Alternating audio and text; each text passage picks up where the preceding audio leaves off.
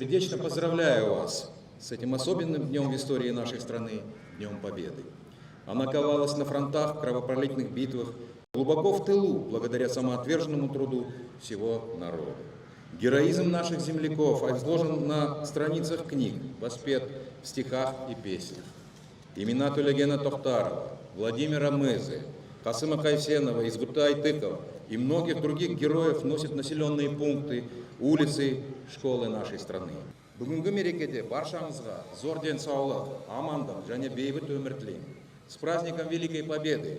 Жеңіс күні құтты болсын! И вот я узнал, говорю, о победе два дня раньше. Пока подписали, пока нашли, объявили об окончании войны. Вот 79 лет назад, 9 мая. С Днем Победы вас всех!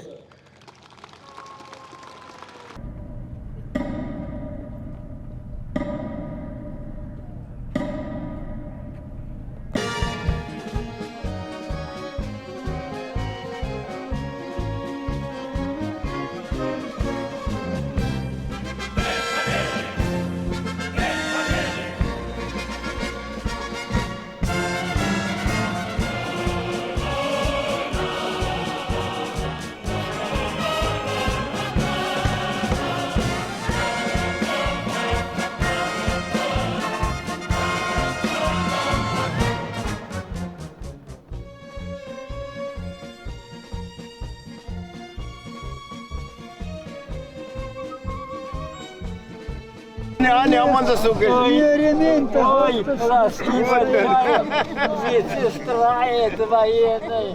Сейчас уже ходит, большой, счастливый расти. Счастья много тебе, много лет. Спасибо.